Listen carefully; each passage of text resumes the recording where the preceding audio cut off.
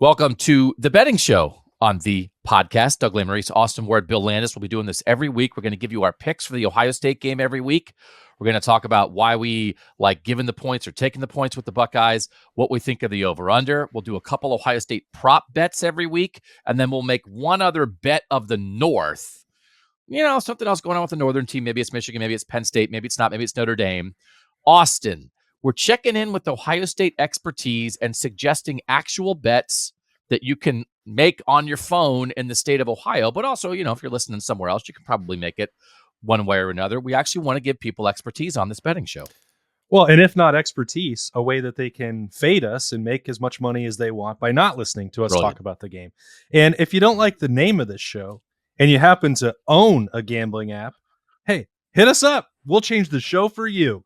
We'll use any app, I promise you, and we'll use your lines as part of the show. But I am looking forward to it. We've always done bold predictions in the past. Those are a little silly. They weren't likely to happen. And now we have all the prop bets in the world available to us in the state of Ohio, Doug. So it's a lot more fun to look at this and tease out what might happen on Saturdays.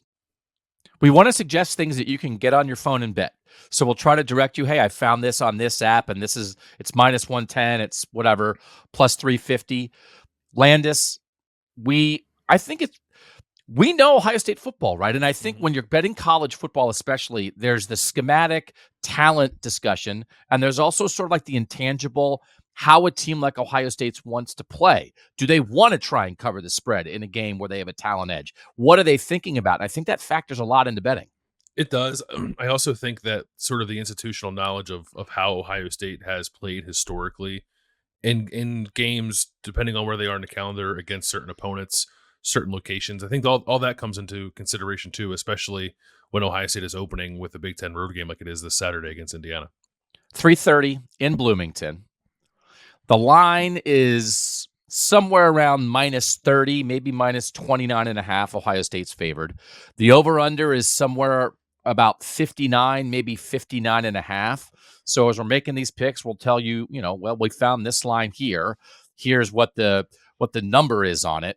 And so, Austin, we'll start with you. Your pick for Ohio State, Indiana, and then what that means for your spread prediction and over-under. Yeah. So I've spent too much of August probably looking at the challenge that can be posed with Indiana blitzing, having nothing to lose, going on the road, that maybe the first half will be wonky.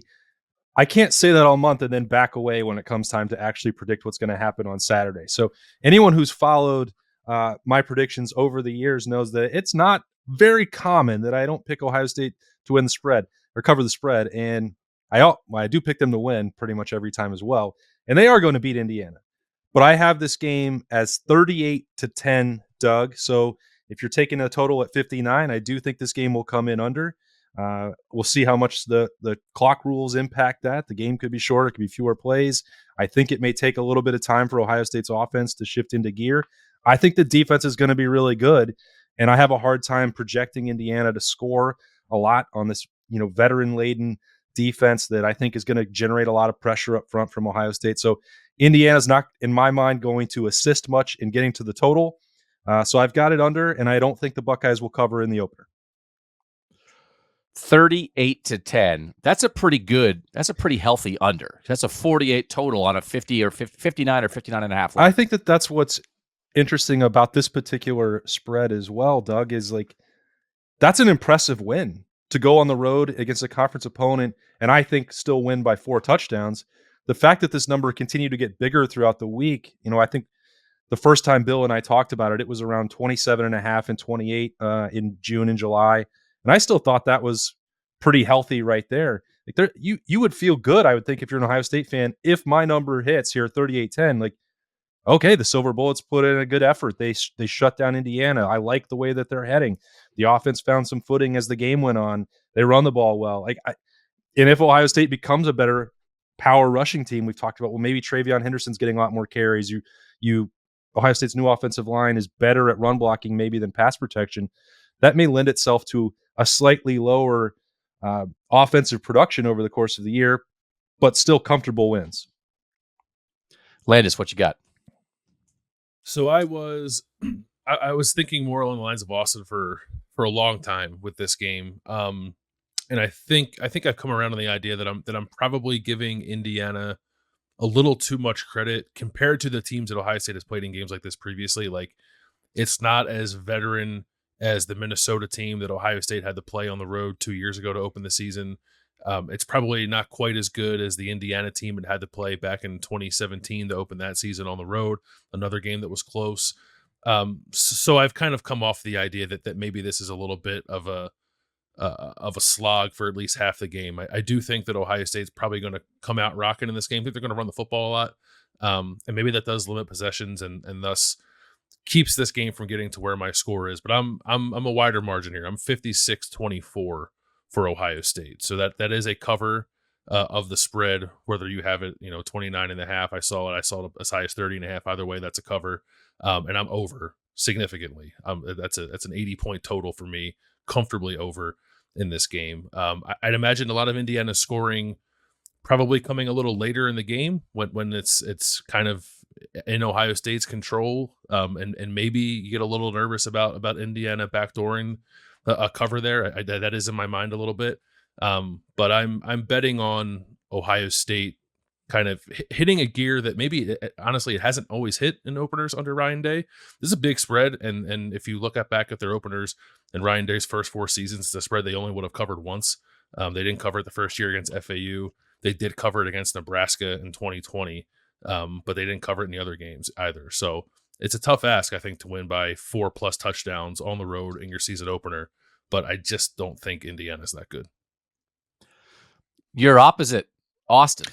So they're gonna over. Doug, they're gonna think that we both had to pick opposite sides to keep people engaged. Like, yeah, it's not manufactured, I promise. That's a significant difference, and I think I'm going to end up splitting the difference here a little bit. My score is very close to yours, Austin. It's 45-10. Okay. So it's only one more touchdown for Ohio State. So it's still under, but it is Ohio State covering at -30. And here's why I think that. I think there has been a decent amount of discussion on the fact that, is this correct? I think I actually heard this from you guys. Ohio State's last 4 road openers, they've trailed at halftime. Is that correct? Yeah. I was going to talk about that with one of the prop bets, but that is correct.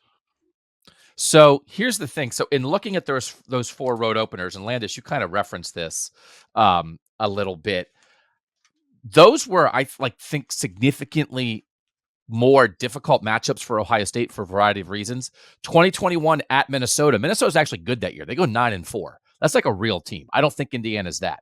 2017 at Indiana, it's Ryan Day's first game as offensive coordinator. So it's like a whole new system. Like, yes, they're starting a new quarterback, but this isn't that. 2015 at Virginia Tech, like enter Sandman at Virginia Tech. That's one of the toughest road environments in college football. This isn't that. And 2014 at Navy, Navy's nuts. Navy plays like a completely different brand of football. It screws everybody up. This isn't that. So I think you can look at that, but I think this is not that. So, and I also do think this, and I'm curious what you guys think about this. The quarterback battle, I was looking, for instance, at the 2019 opener, Florida Atlantic, Justin Fields' first game. Ohio State scored touchdowns on its first 4 drives in that game.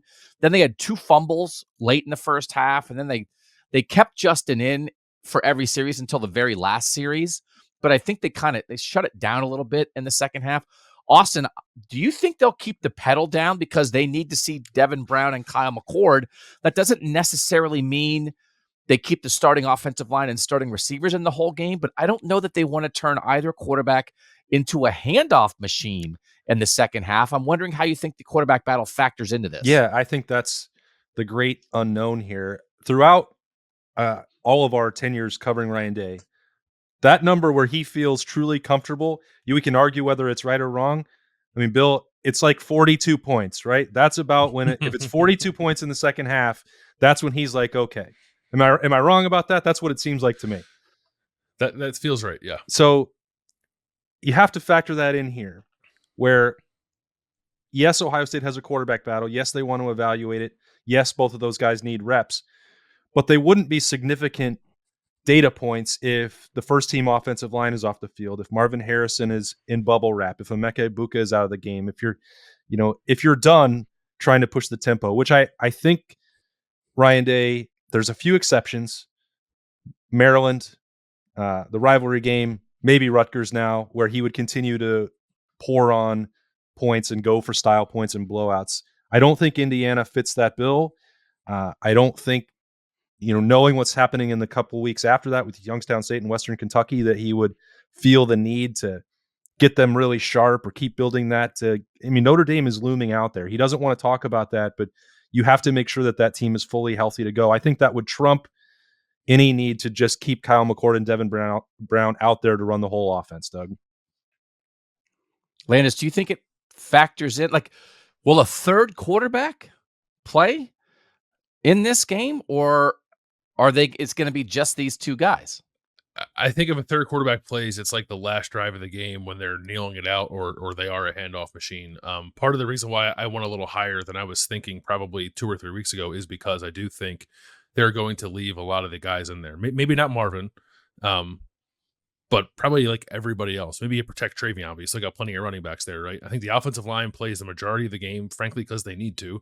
And I think both quarterbacks are playing with more or less the first team offense for the majority of this game, kind of regardless of how it goes. So yeah, that's why I'm a little higher with my number. Also, I think Indiana stinks. Do we think Indiana stinks, or do we think Indiana's kind of okay? No, they stink. They have like individual guys who are interesting, but collectively they probably stink. Yeah. So like, for instance, when Ohio State was trailing in the first half at Minnesota 2 years ago, Minnesota that year in the FEI final rankings, which is like a good statistical thing that I use a lot, Minnesota finished 21st in defense in the country that year and 40th in offense. That's like pretty good, like a top 40 team on both sides of the ball, and they gave Ohio State a game. Indiana last year, and I know they've brought in a lot of transfers, Indiana was 71st in defense and 111th in offense. Like this, right? I mean, I think you can look at that Minnesota game, but I think that Minnesota team 2 years ago, in my mind, is a significantly tougher challenge than what I'm expecting from Tom. I think this is the beginning of the end for Tom Allen. Like I think this could be embarrassing, and then people are like this is it for or Austin. You think Tom rallies the Hoosiers and they rise up? No. There's no love going around there. I know it for an absolute fact that Indiana's athletic department and its athletic director was reaching out to people around the league last year saying, how can I possibly get out of this contract? He was just the Big Ten Coach of the Year a year ago. How did I get myself in this situation? They know that he's not the guy. They found themselves just financially stuck to him. I think maybe the Big Ten money can change that. I think my view that this game will be closer than the experts think is mainly about Ohio State coming out and just not being itself yet and wanting to play two guys and being disjointed. It has nothing to do with Indiana. A lot of people have made that point to me. Indiana stinks. Yes, I know they stink. They should have fired Tom Allen. They should have found the money to get rid of him. He is weighing that program down. From what? I don't know. They're not ever going to win a conference championship, despite how close they were in the COVID year. But to me, this isn't about the opponent as much as like I just think it's going to be a little rocky early on before Ohio State pulls away and does win relatively comfortably. All right, Austin Ward 38-10, Bill Landis 56-24. I'm at 45-10. That means Landis is over the total of 59. Austin and I are under the total. Austin is taking the points with Indiana. God, plus 30. Kill me. It sounds so dumb. And Landis and I are giving the points at minus 30. I will say I feel more confident in the minus 30 than I do about going under. I think the under, I'm just worried about like it's Indiana's going to contribute almost nothing to this, and that it's a dominant 42-3 Ohio State win that doesn't get to 59. I feel pretty good about the minus 30, though. I think there's a variety. Landis, you and I are both there. I think there's a variety of ways that Ohio State covers that, whether it's 38-3 or whether it's 61-20. Yeah, I'm with you there. I feel more confident in the spread than I do the total, because there were a couple games last year for Ohio State where they covered a spread similar to this or even exceeding it, but the total still wasn't quite there because, you know, the other team they were playing was doing nothing but kicking field goals. So, and I think that's on the table for Indiana. All right. When we come back, We're going to make some Ohio State prop bets because, as Austin has pointed out, there's some juicy ones out there. And then we're each going to make a pick about another Northern football game. We'll do that next on the podcast on our betting show. Back on the podcast, our betting show, we're going to do a couple Ohio State props each week as well. Austin, a cornucopia? Did you feel good? A plethora of options out there? I felt like Scrooge McDuck opening up the apps on Thursday morning. It's like, oh my gosh, so much to choose from in here, and just, swimming around in gold coins and imagining all the different ways that I could spend these units by the end of the year. It's exciting. Like, it adds another. I'm not encouraging everybody to gamble. I'm not saying that I am going to gamble on the team that I cover, but it's interesting to see the way, not just Vegas, but any odds makers, what they're thinking about Ohio State, what they think of the talent on the team, who they think is most likely to score, not score. Like, that's an interesting component that, unless you were using, a lot of other services, or, sending your Wi-Fi signal somewhere else and tapping into Las Vegas, like to do whatever. Like, you may have already experienced this throughout your career or your fandom following Ohio State, but this isn't something that I had, close access to or paid attention to in the past. And it's really, I think, educational. And more than anything else, that's what it should be for. You can send your Wi-Fi signal to Vegas. Can you teach me? I think it's like I don't know. Berm should be on here. He's the tech guru. It's like VPNs, and I've never done it. I like to follow the rules. I don't want the FBI tapping into my house. Yeah. Again, no, that would be not terrible. again. All right, Landis, we'll start with you on this one. What are your two Ohio State prop bets you like this week? Yeah, I was looking around because I think like this is a big Travion Henderson game, but I didn't feel like I love the value that I found for like multiple Travion Henderson touchdowns. Like, it was still like minus 300 for him to score 2 touchdowns, and I just didn't feel like that was really worth the squeeze for me. But I like touchdown props. Just sort of generally, it's probably one of my favorite things to bet. Maybe my favorite thing to bet in college and the NFL. Taven Jackson, Indiana's quarterback. He was plus 300 on Tipico for an anytime touchdown, and he's a quarterback, so he has to run it in. It's not just a passing touchdown. But I thought that was decent enough value for a quarterback who's pretty athletic against a defense that did give up 5 rushing touchdowns to quarterbacks last year. I don't think Taven Jackson's like going to go off in this game, but I also think he is probably the best quarterback, or potentially the best quarterback that Indiana has had. I don't know, going back to like Nate Sudfeld, and he's a different kind of player than him too. So there's a little bit of a dynamic element there with him that I like in terms of being a guy who can use his legs to get into the end zone.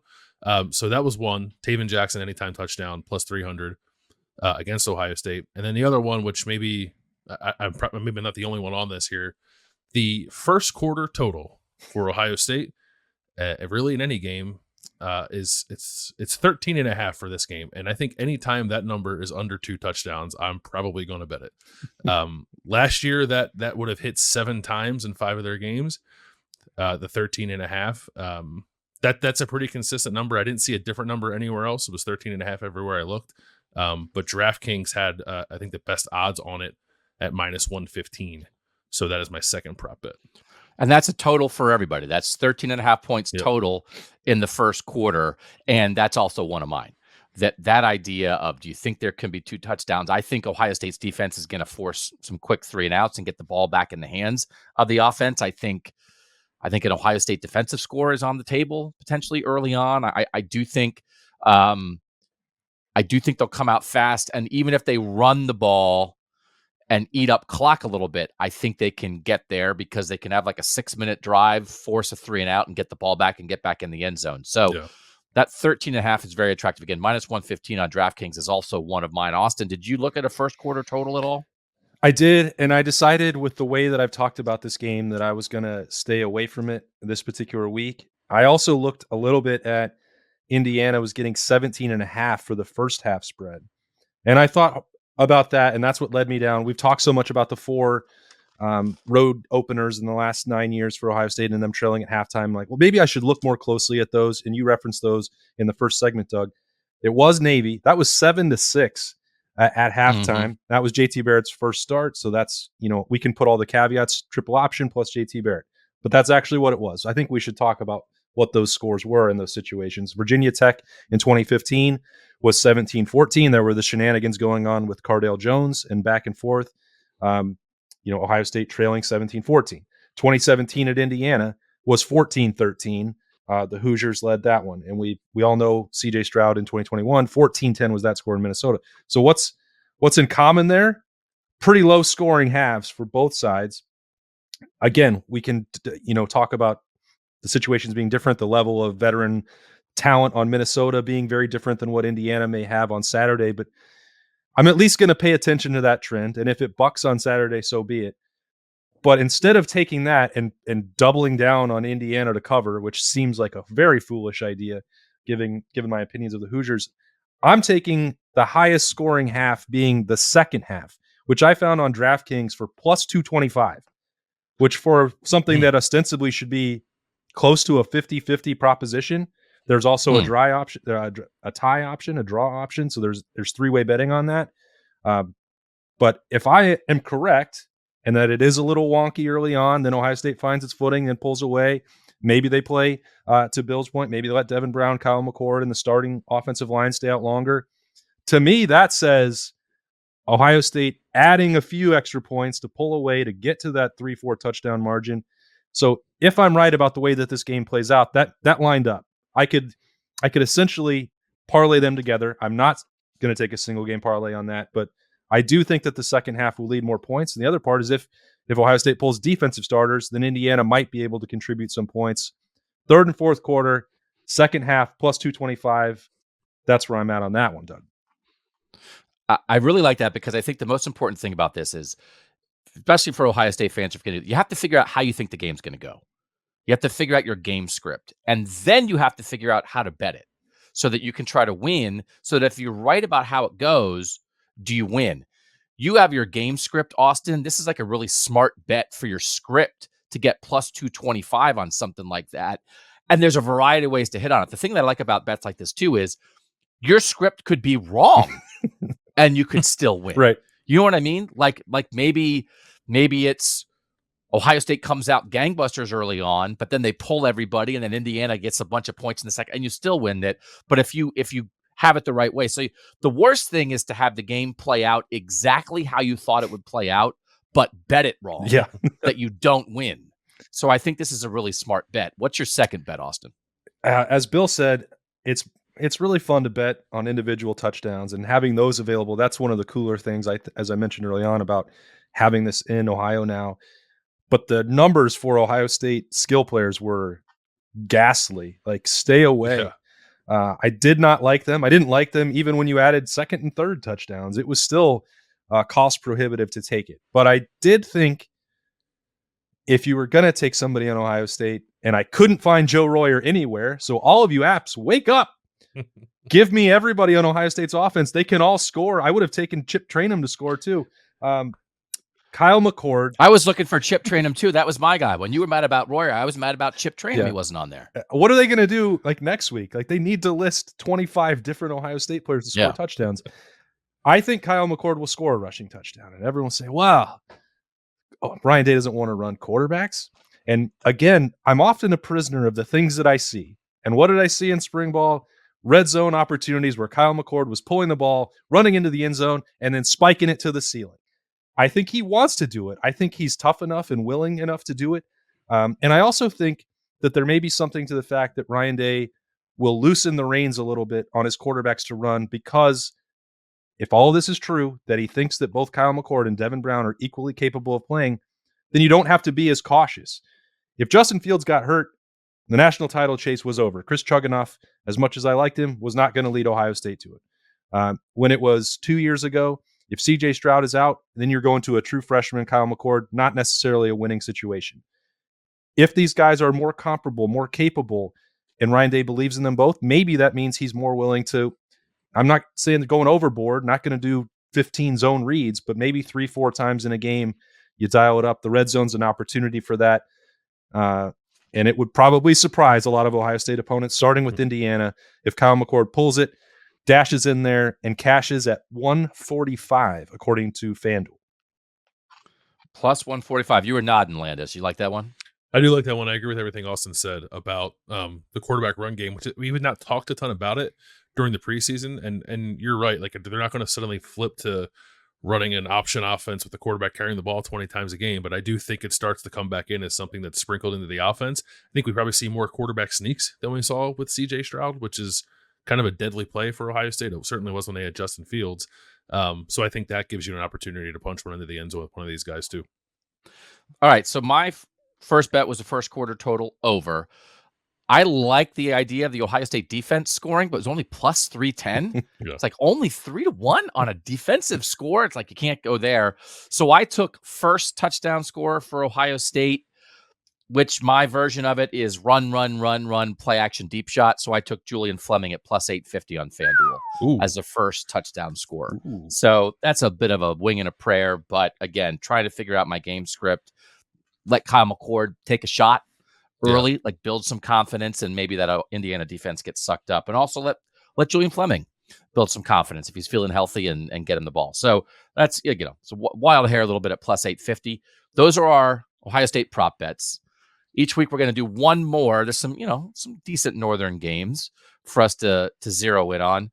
Austin, what's your non-Ohio State Northern bet of the week?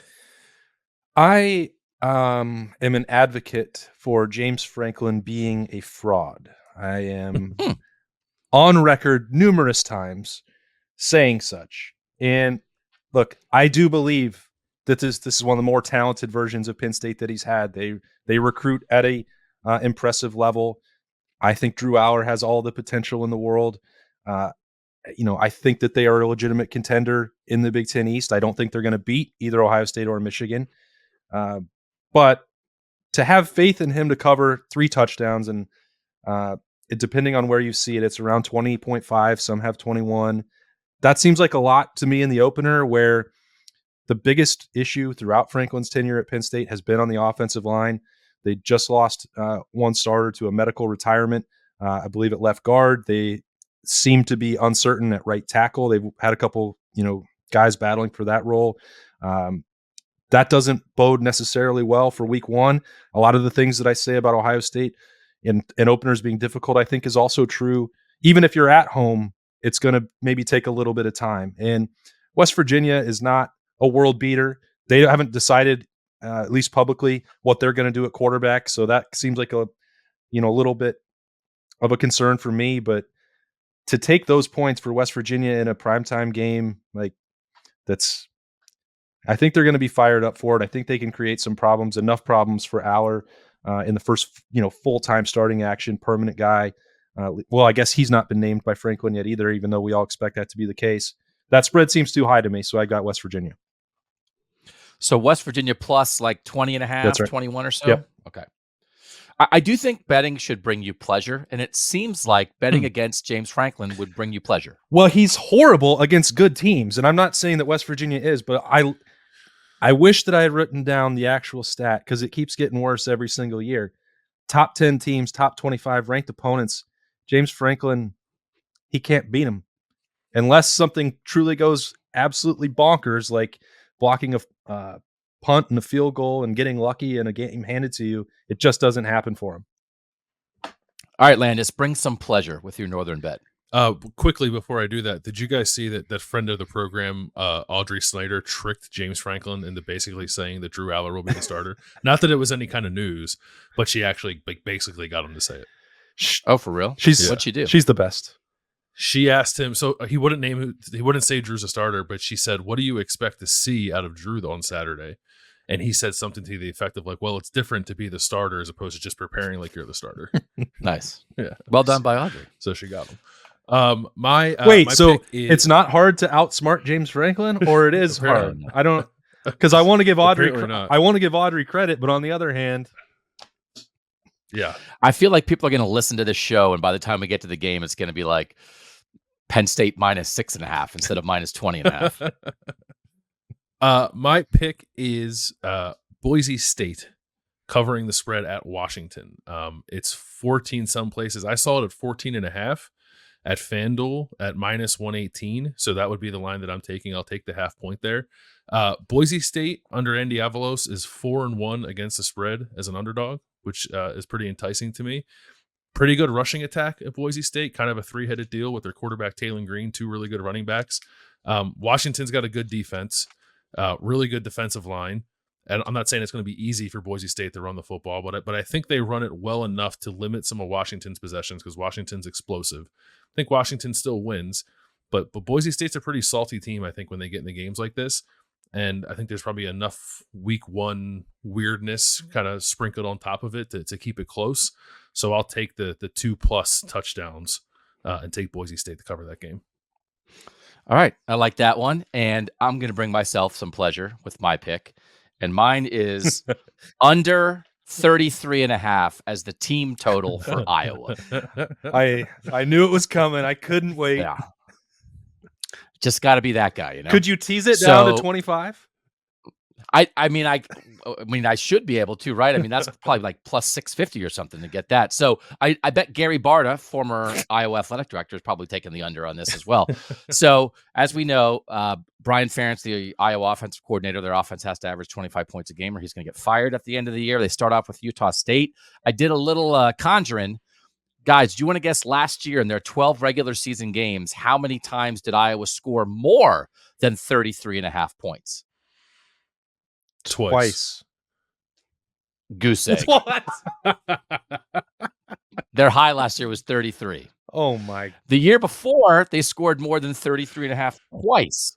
So in their last 24 regular season games, they've scored more than 33.5 points twice. In their last 45 regular season games, they've scored more than that 9 times. That's all. Cade McNamara is iffy. It sounds like he's going to start at quarterback for Iowa, but he has an injury issue. When Cade McNamara was the quarterback at Michigan, when they made the playoff in 2021, their non-MAC opponents that year, the 12 games not against the MAC, Michigan scored more than 33.5 4 times out of 12. So there's nothing here. Utah State, if like Indiana has a bunch of transfers, I think Utah State might have 60 transfers or something on its roster. Like, it's ridiculous. But I think they have a pretty good coach. There's an offensive head coach. Utah State last year, their defense was ranked like in the 50s. It's not like a defense that's in the hundreds, right? It's not an incompetent team. Utah State's not incompetent. They won 11 games a couple years ago. So I think Iowa might dominate and win like 27-3.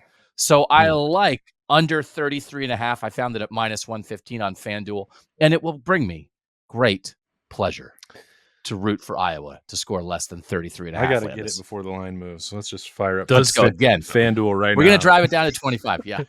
Doesn't got his phone out. The defensive touchdown capabilities would terrify me when I'm picking an Iowa under like that. No, they would. Well, that's how they get to 25. You're just like 2 defensive scores you're and 7 factoring field in 2 goals already. Yeah. So okay, we're all good. I think I feel good about it. Okay, that's it for our betting show here on the podcast. We'll do this every week. We're going to track our bets, $10 increments. So it's like we each made 5 $10 bets this week. We'll track that every week. Who's ahead, who's behind. We'll track our overall record. Ohio State games against the spread. How are we doing? Ohio State games over-unders. How are we doing? And we'll be back here every week.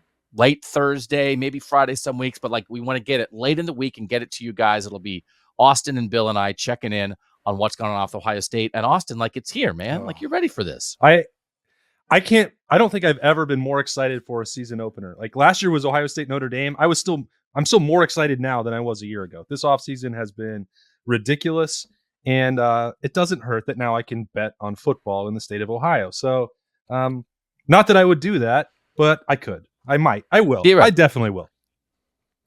Austin will be there in Bloomington. Great coverage. Look for that coming from the game. And then Landis, you and I are going to be doing our post-game show right after the Ohio State-Indiana game. What can people expect from us post-game?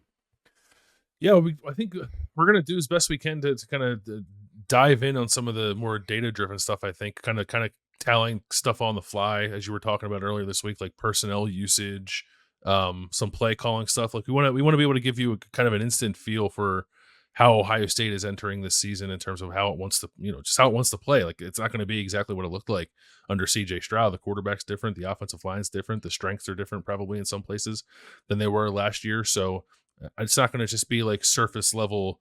Ohio State won. Wasn't that fun? Like we're going to try to dig in a little bit and give you a more in-depth analysis maybe that you can get elsewhere.